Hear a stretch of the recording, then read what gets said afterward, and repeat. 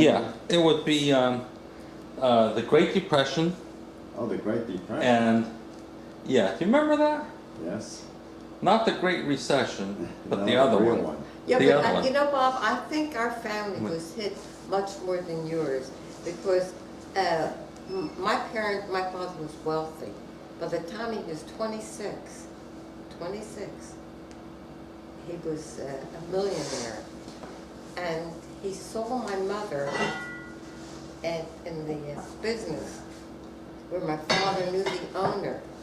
And my father asked the owner to introduce my mother, who was the bookkeeper, to him. And when I used to ask my father how he met my mother, he would never tell me that. He would tell me that, oh, she was sitting in the park and, you know, she passed by. He was probably embarrassed. So, She was a pickup. yeah, and then in the Depression, I remember 1929, the end of October, I remember what my mother was wearing. She answered the phone, and I heard her say, "That's all right, Harry, you come home. Everything will be all right." But it wasn't. We lost our home. My father owned other homes. He lost them. But my father wasn't no stoic, but he was not a complainer. Never complained. His plan was to become an inactive member of his business when he was 39 because he wanted to go to college, you see. But, you know, it didn't work out that way. And What was his business? paper goods. He supplied, I think, one of the newspapers with their paper, and I know he supplied the prisons there. And so, and he had a railroad tracks right behind his business. So I think he got a lot of deliveries that way. Oh yeah, because the trains they would pick up and drop off to the. But one of his salesmen stole from him, and the family came to our house to beg my father to not send him to prison.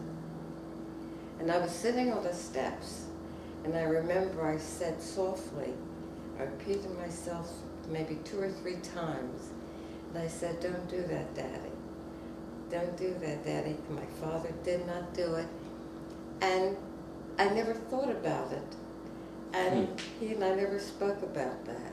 But that was a very important memory to me. Did you actually say that to him, or were you just saying that to yourself? No, I think I was sitting on the steps, stairwell, and I said it to him a little louder each time. Oh. "Don't do that, Daddy." I didn't quite have a concept of what I was doing, but I saw this family beg my father. They actually came to your house? Yes. Wow. So he didn't do it, and he certainly was a softie where my mother and the girls were concerned. Yeah. I told you anything I wanted. I didn't ask my mother for it. I asked my father, and I got it. So when I got married, I figured that's that was the way it worked. Yeah. Didn't he also have a really nice car? Yes, I think at one time he had a Stutz. Stutz. Wow. And I think he went to the barber to get a shave every morning. So he liked that kind of life. He enjoyed the good life. Yes, and because his father died when my father was 3 years old, so he had no memory of him. Yeah. And his mother came over to this country, and she was poor, you see. But my father would stop off on his way home from work every day to visit his mother, and he'd just throw money at her right on her bed. But she wasn't used to that kind of life. Yes. But he wanted her to have it. And so after when the stock market crashed, Yeah, and he lost his business, went under, and everything. Well, I don't know the process. I know that my father was a heavy player on the stock market. Yeah. And I know that he said to my mother, we lost everything. And I suppose that that was the crash of 1929. Yeah. And at that time, Atlantic City was just a village. And he was planning to see an architect to build a summer home down there. Wow. But of course that didn't happen. But actually, I didn't feel the effects of it and I didn't understand it. So for me, my life was pretty much the same. But when I grew older and I matured, I could understand that. Yeah. And then when he got leukemia, and it was chronic for 16 years, and the radiation treatment affected his eyesight. On a day like today, he would have said, it's sunny out, isn't it? I think his sight was very hazy. Wow. And we kids would take turns on Sunday reading the New York Times to him. But the When did that leukemia hit? Shortly after. After the stock market crash? Yes. Oh yes. boy, that must have been a tough time. And I worried about our own kids because my father's sister, my Aunt Rose, had leukemia too. She got Can you hold it. on 1 second? I just want to spin this around for just 1 second here.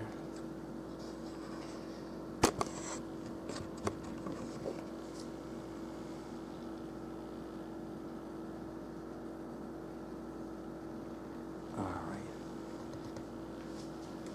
Just in case people were wondering where Dad was.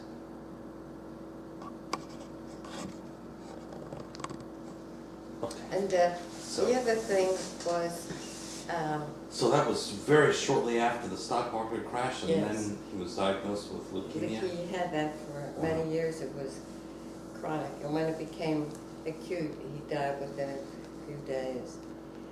But But it lingered for 16 years? Yes, yes. Wow. And since his sister had it, I was always concerned about my own kids. But Yeah. that- Ralph had met him. I mean, Ralph saw him when he was a baby, right? I don't. I thought I remembered hearing that. Maybe I'm wrong. But what year did your father die? I don't know. I'd have to look that up. I don't know. But we're going to go out sometime.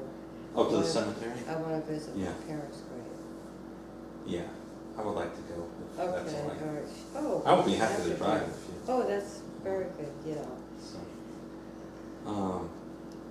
So did you have to move as a result of the Great Depression when Yes. you lost everything? Yeah, that we did. We moved from a very nice section Yeah. to the city.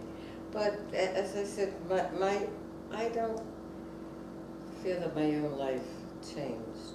Yeah. So they were able to kind of keep things I think somewhat so, yeah. maintained. Yeah, Maybe it didn't. The more extravagant plans did not pan out. That right. that And he- my aunt, it was very nice because all the relatives lived in the same neighborhood. Yeah. So Friday after school, I went to my cousin Minnie's house, and she always had a chocolate-covered cake. And, I should give that to her. And a little farther away, my aunt lived, my Aunt Reba, my mother's sister, and I was crazy about my Uncle Barney. her husband. Her husband. I was crazy about him. And he was in the dress manufacturing business. So he took my sister Yola when she was 18 to his showroom or whatever it was because he thought he had to get her ready for the market. Do you know what I mean? Oh yeah. Yeah. And he introduced her as his niece, and they said, "Oh, sure, Uh-huh. Barney, we have nieces like that too." That must have been great having the whole family, relatives all so Yes. close by. Like And everything that like when Jerome started to smoke, they had a family consultation about that. Yeah. Yeah. Yeah. I think that, when people come over, immigrants now, they still kind of experience some of those same things with the close-knitness of the family, Yes. because their network is smaller. But I blame I Yeah. think the automobile did a lot of damage. Yeah, yeah.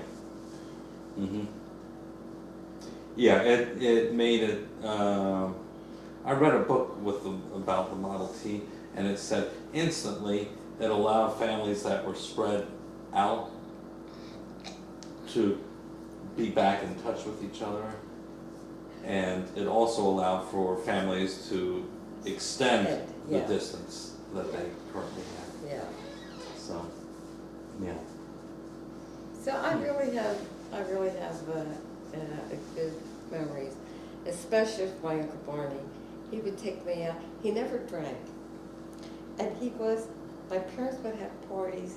He never drank, but he was so funny, and he died such a tragic death. And Didn't he get your aunt and uncle got divorced, right?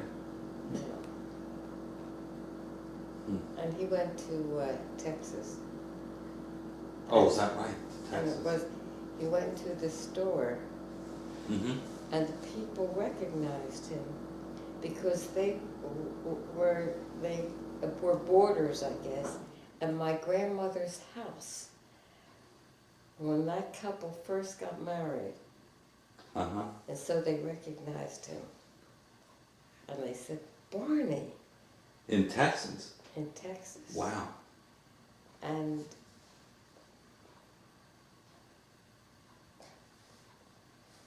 he had become a panhandler.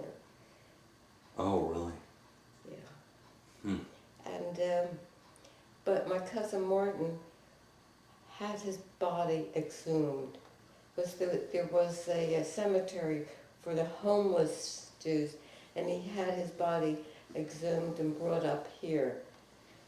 But I never forgave my cousin because he was one of them, in addition to my aunt who threw my Uncle Barney out of the house.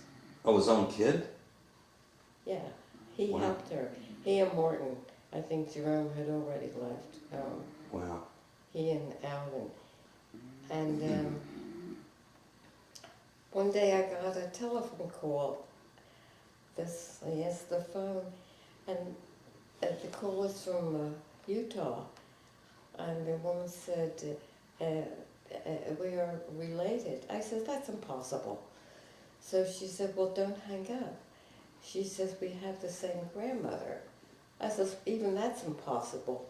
Well, it turned out that she was the daughter of my cousin Alvin, who for many years, Oh. I think 13 years, he had disappeared. Yeah. And my aunt thought maybe he ended up in prison, who knew? But he didn't. He went out there, and he married, and he had, I think, 11 children. And she told me they were impoverished. Wow. And she was one of the children. She was one of the children. And then I found out that my aunt went out there once to visit him. And there was no electricity in the house. Wow. And he apparently mistreated my aunt. My aunt came home. And, but this girl, her name was Allison Choate. She came east just to visit me, you see. Really? Yes, she did. I have a picture Wow. of her. I can show it to you after I find it. And it turned out that she has a business, a very successful, where you can order wholesale or retail all kinds of foods and candies. And I wonder if any of us have ordered from her before. I'll get a picture. And she said, and she's quite well to do, but she's a Mormon and she lives. I was wondering that when you Yeah. told me they were out in Utah and he had 11 kids. Yeah, I started wondering. and she is one of them. Yeah. And she told me a couple of years ago that I helped her, I didn't realize this, during a very difficult part of her marriage. That you helped her? Yeah, you know. How was that? Was that after you had started communicating with her? Yeah, but Oh. I didn't know anything about her marriage, and Yeah. I wouldn't get into that with Yeah. anyone, and but maybe just by knowing there was a relative or someone Yeah. out there, I don't know. Maybe, she may have wanted to hook up with I think someone, on her father's side, all the history and everything, and to have a connection there may have meant a lot. But they arranged for me to call my cousin, Alvin, who Mhm. was living with another daughter of his out there. And I thought it would be a very emotional thing, but it wasn't, because he had a problem. He said, "You'll notice I keep repeating myself, and I can't help it." Huh. So the talk was not like two close cousins, Yeah. you know. And you hadn't spoken with him in many, many Oh, years, right? many years. Yeah. And it's funny, Jerome, in my family, when my Uncle Sam, my mother's brother, would visit, you would have thought that God had walked into the home. And that was to the detriment of my father, I believe. Yeah. This was your mother's Brother. brother. So My Uncle Reba, Sam. there was Reba, Grandma Sophie, and Sam. Uncle Sam. Sam. Now Sam was the first Jew to have gotten a joint appointment to West Point and to Annapolis, and my grandmother would not let him go because of he might have eaten pork. So he didn't go to either? No, he didn't. Wow. But rightfully, he was, as the son, he was supposed to support his mother. Yeah. And he wouldn't do that because he felt that my mother was taking advantage of their mother. So instead of talking it out with his sister and saying, our mother does too much, Bubba did all the cooking, she would get up 5 o'clock in the morning, to make oatmeal, because oatmeal took a long time to cook. Yeah. So my grandmother really ran the house. Yeah. You see? Mm-hmm. And this was fine with my father and mother, because my father told Dad that a wife should never be in the kitchen on a Sunday. Yeah, he was kind of formal. So well, he was only able to do that because Bubba was the one that did the kitchen. Well, right? that's right, but I think there was a time that maybe they could have had someone come in and do the cooking. Yeah. He was very straight, very mid-Victorian. He had put women up on a pedestal and all that junk. But he was a real softy where where the girls were concerned. Yeah. And I think he was strict with my brother because you're supposed to, have to teach your son to be a man, and my brother would play the piano. And my father, that was like his son being a ballet dancer. Oh, really? Yeah. He was very stereotypical, huh? Yeah, and when my mother, I think, had a hysterectomy, and my father bought her a baby grand piano, and I remember I was told that I should have lunch at my aunt's house because they didn't want me there when the piano was delivered. Yeah. Is that the same piano that Uncle Irving ended up getting? Yeah. Wow. And it really wasn't taken care of. the wood was not polished, it was really cracked. Oh, it was Yeah. new though when you got it, Oh, right? yeah. Hmm. Wow. Boy. So, would you like to talk about World War II? Well, Or,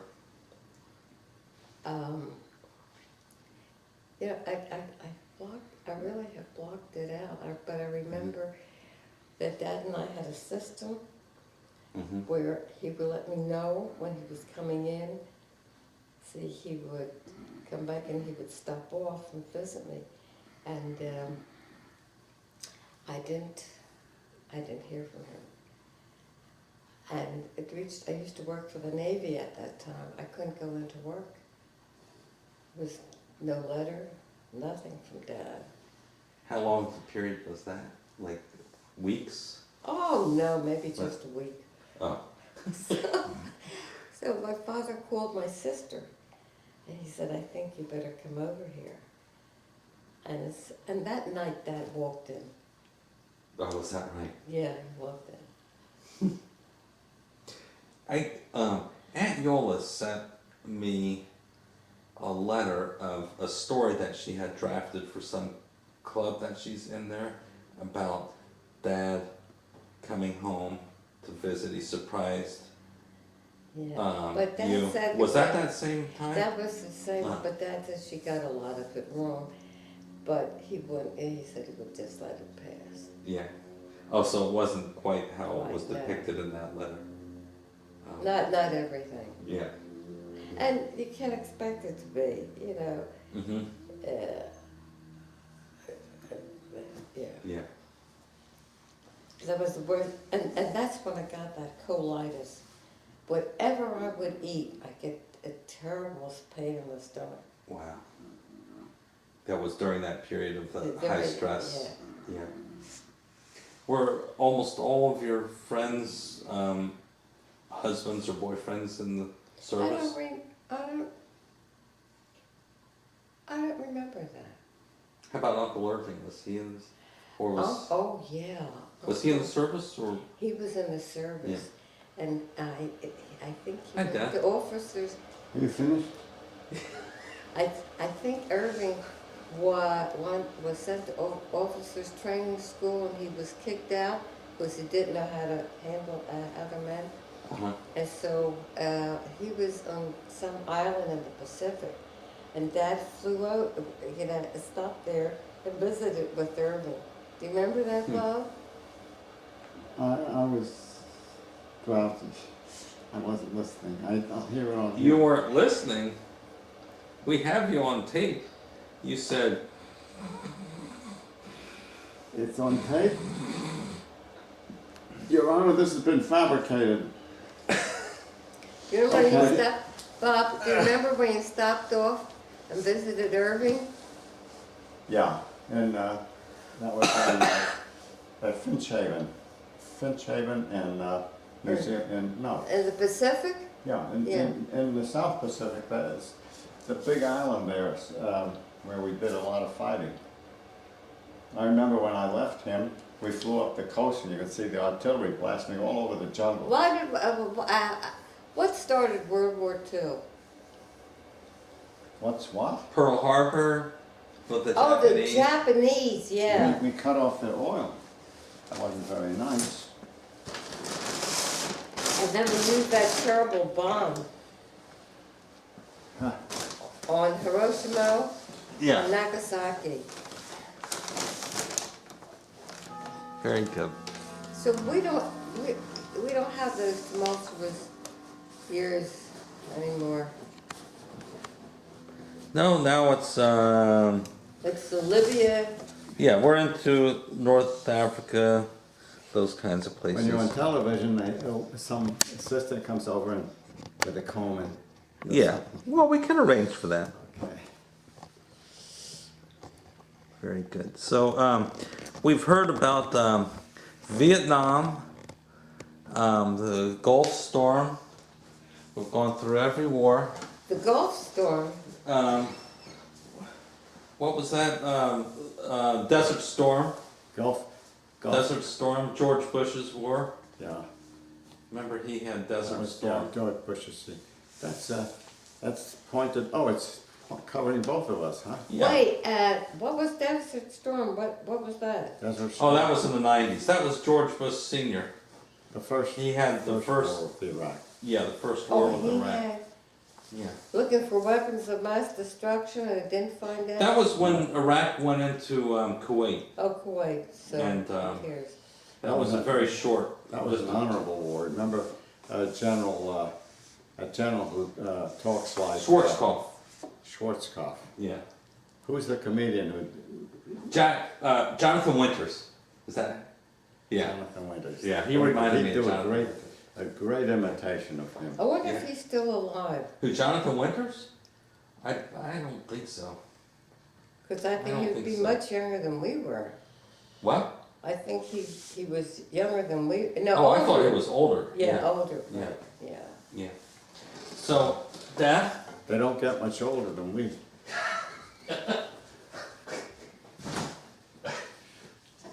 Don't worry about that. Whoa, boy! I can smell the liederkranz in the. Oh, Lord. Would you Oh, like yeah. one of these? Oh, I'll have one if you don't mind. You want it in a glass? Oh, no, I never drink it. I better do it here. Would you like it in a glass? There you are. Oh, that's very nice. Thank Yeah? you. Huh? Would you like anything to drink? Cordial? No, I don't drink that at all. Oh. I don't even like it, let alone. Well, I'm going to, so, Dad? Hmm? Uh,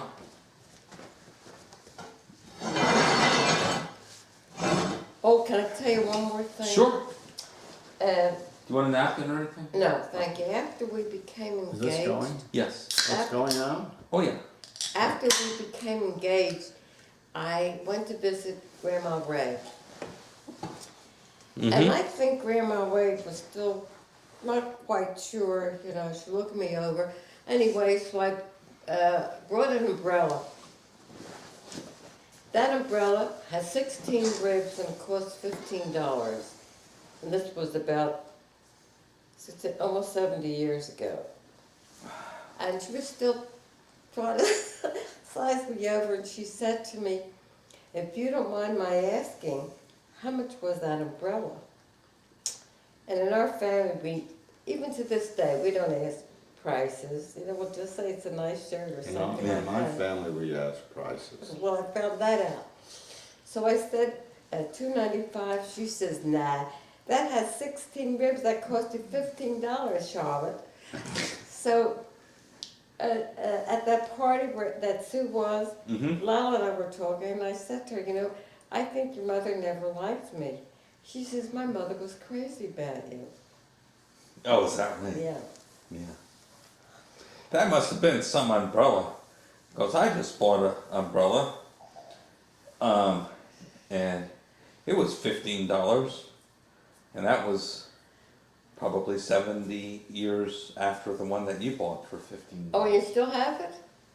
I just bought it. Oh, you just bought it? Yeah. I just Actually, Alexander uses it. It was raining one day, and he used it, and he still has it, or has lost it maybe. I had an umbrella that I loved just recently. It was one of these old-fashioned ones, very long.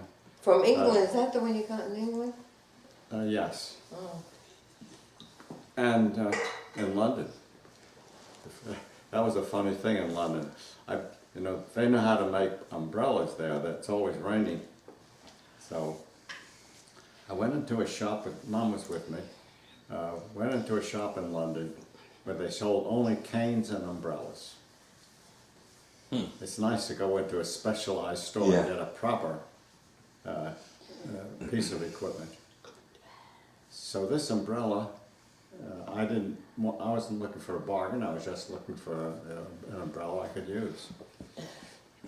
So we bought it. I bought it, and a little while later, I was either going to open it or close it. I can't remember. But the whole thing fell apart. Springs all over on the sidewalk in London. People walking around me. That's kind of it was just surprising like after it you was buy it. staged in a movie. Yeah.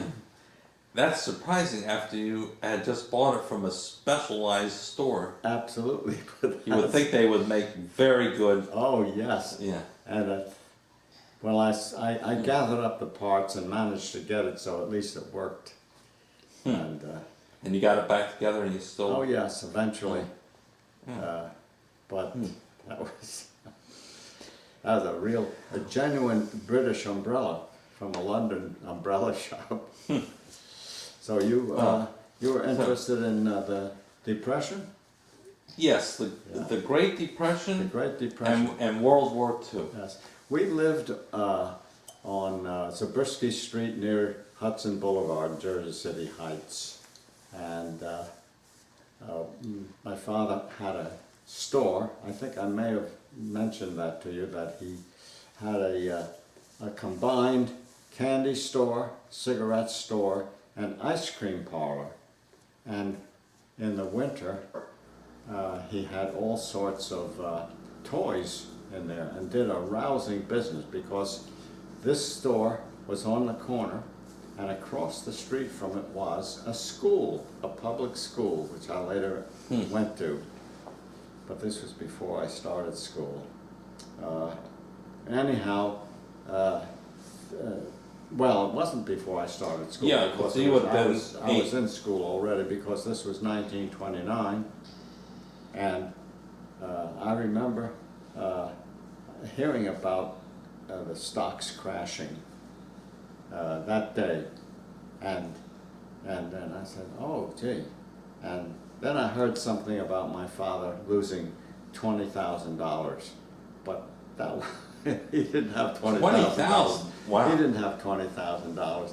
What happened was he had bought a lot of stock on margin, like everyone else did, Oh, which boy. is one of the things that caused the Yeah. thing to break, and so he wound up owing that. Oh, God! Which meant someone was going to lose, because my father wasn't about to be able to pay $20,000. What, he owed $20,000? Yes, well, Wow, that's the and in story. today's times, that You would know, you never know what the Yeah. real figures are. Yeah. It was like when Grandma Ray lent Howard, lent Julie and Lila $15,000. Grandma Ray told me later, yes, we helped them. I lent them $15.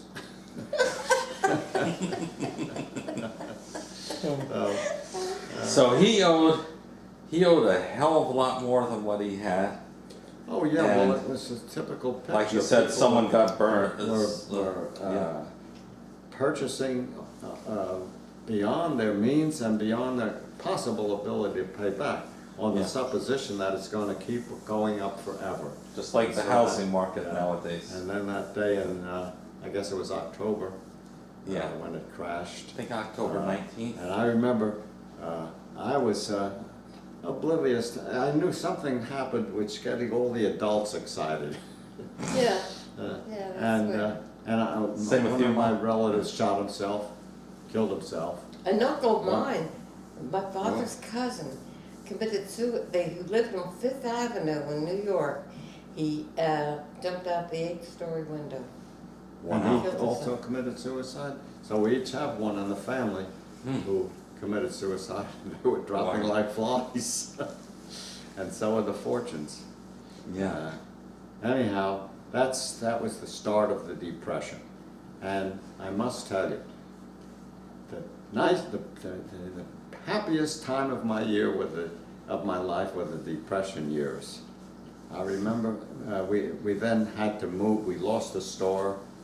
We had to move to West New York, New Jersey, and it was we lived in one of these courtyard apartments, a big courtyard, a big open court where the entrances are at the far end of the court is the entrance, double entrance, one to each of the sides, and we lived in one of those, and we lived on the top floor.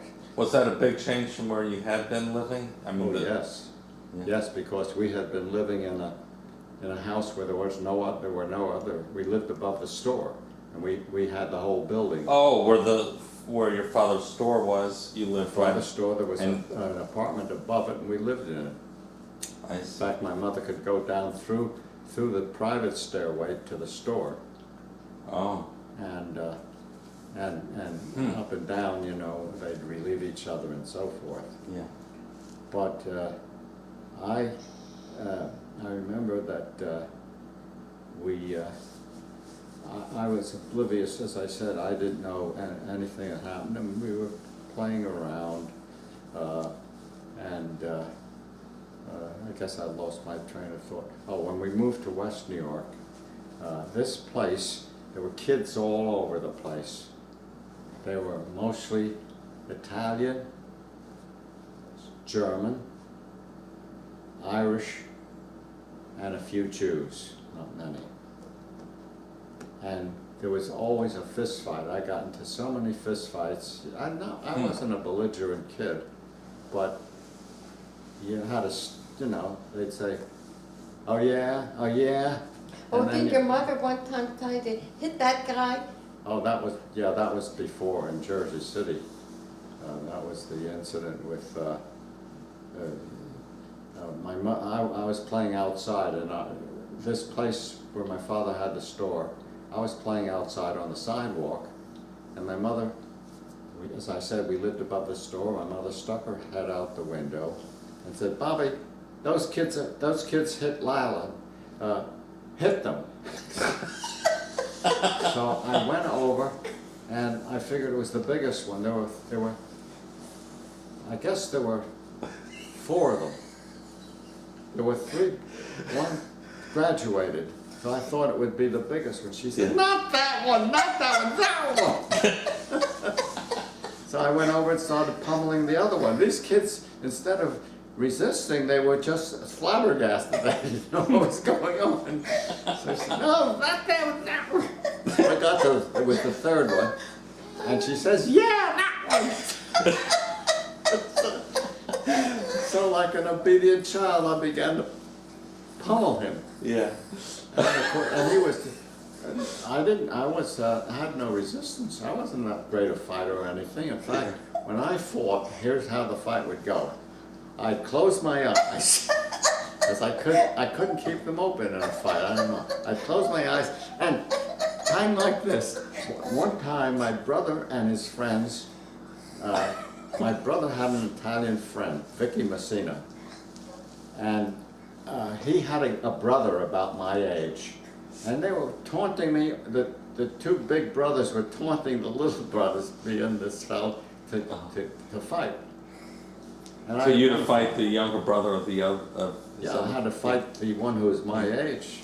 They were pushing each other. They wanted to see a fight. So I had a fight with him. I was certainly ready to fight, but I didn't want to. I didn't have anything against him, but I had to fight. They told me to fight. And I remember my usual way, I closed my eyes and began flailing my fists. Sometimes I'd connect, but sometimes I'd be flailing at the air, and my brother was saying, "Bobby, he's not there! Don't keep your eyes."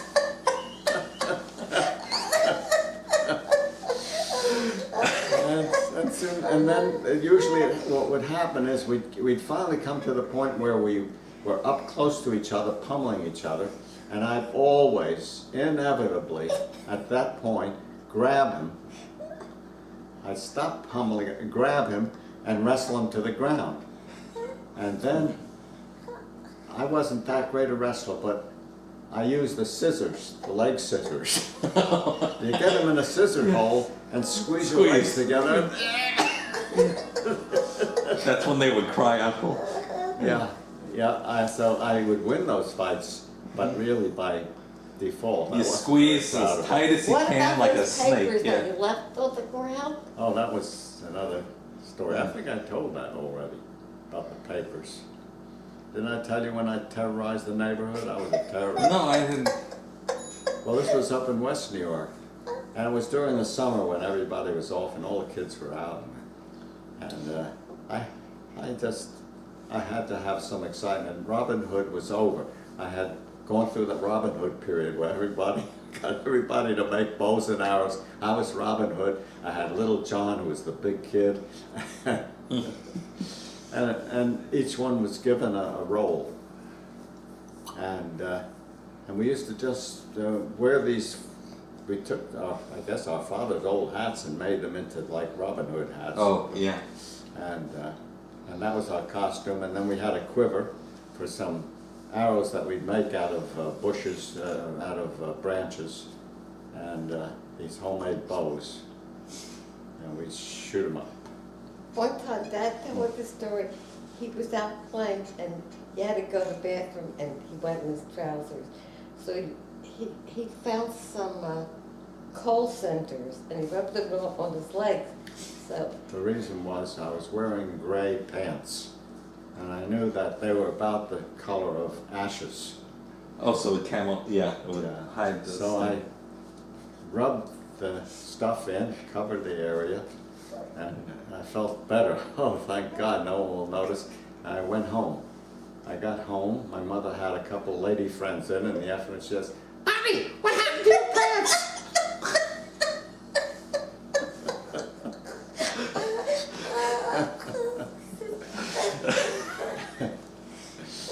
We had a very exciting childhood. Then I was telling you about this terrorist business.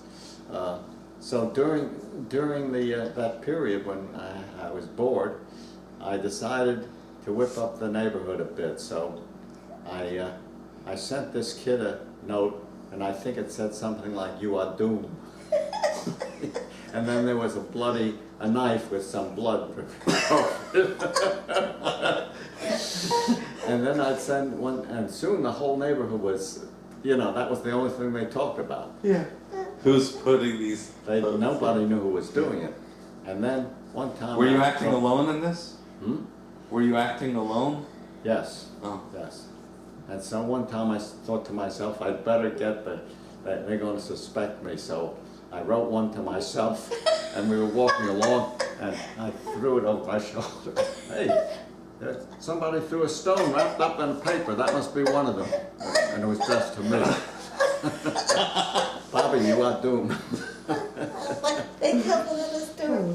I think his teacher or the principal, they were going for a master's degree. He was going for his master's degree, and he decided he wanted to interview the parents of the dumbest kid and the parents of the smartest kid. And meanwhile, Dad's mother played the numbers, or what was it? The horses. The horses? They had horses. These I forgot what they call those sheets. I think they were where you take the weight of the jockey, the experience of the horse, the age of the horse. Mm-hmm. They were something sheets where you could get the odds on a race in terms of numbers. So it was all over the kitchen table. All over the kitchen table, all over the house. And when they knew the guy was coming, they cleared it That all was away. you should have seen. It was like a calculation sheet. There were newspapers. Yeah. It was the Daily Mirror. Daily Mirror had those, and also some horse racing special sheets with special information. And when I said that Mr. Carroll is coming, E.E. Carroll, principal, W.W., that was somebody else. But E.E. Carroll was the phys ed teacher, and he was studying, he was going for his master's, Mom just mentioned it, and studying me. I was the subject of the comparison between two kids with similar family backgrounds, both Jewish middle class, or lower middle class, and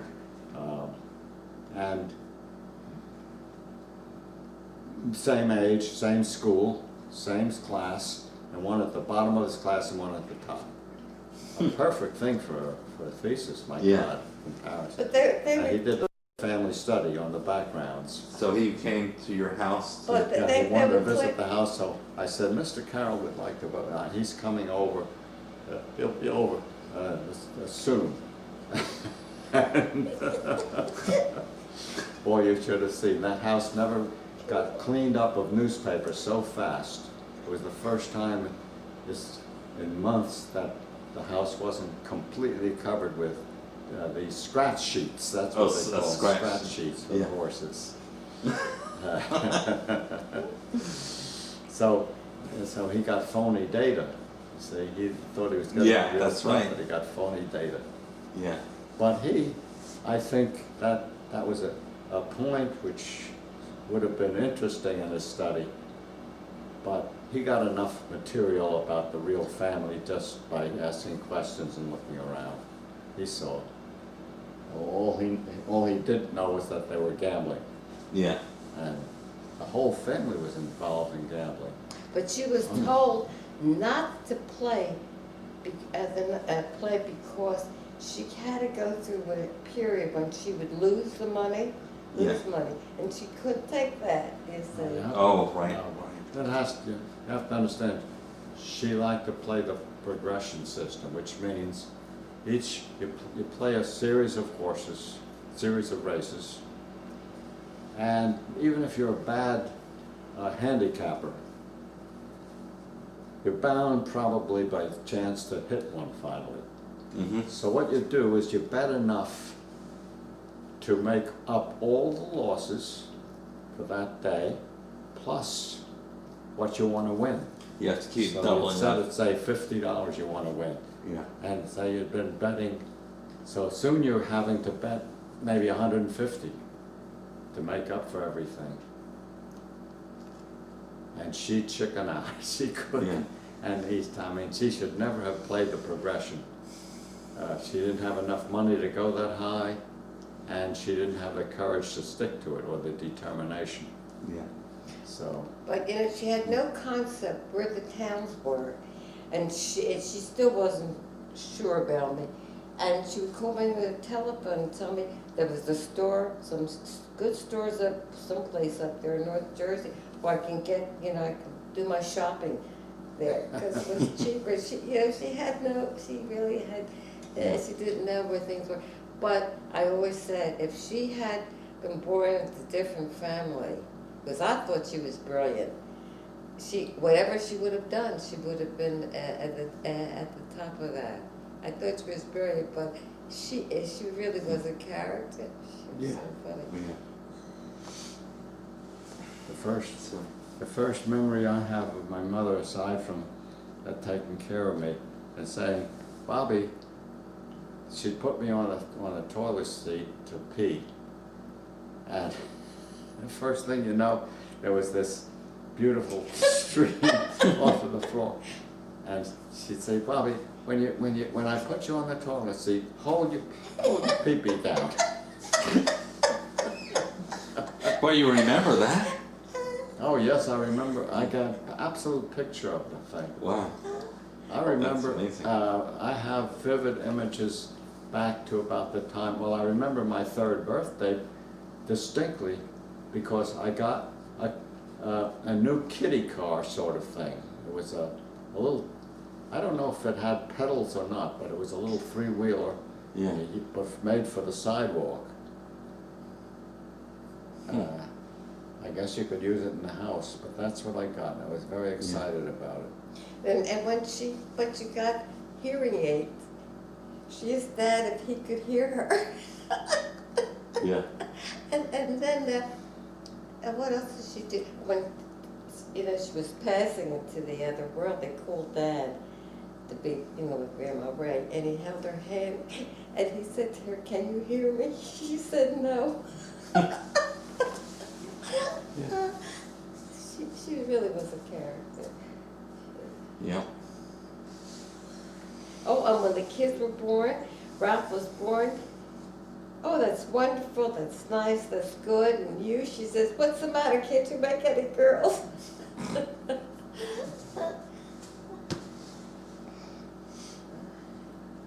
Yeah. All right. Well, I think I'm going to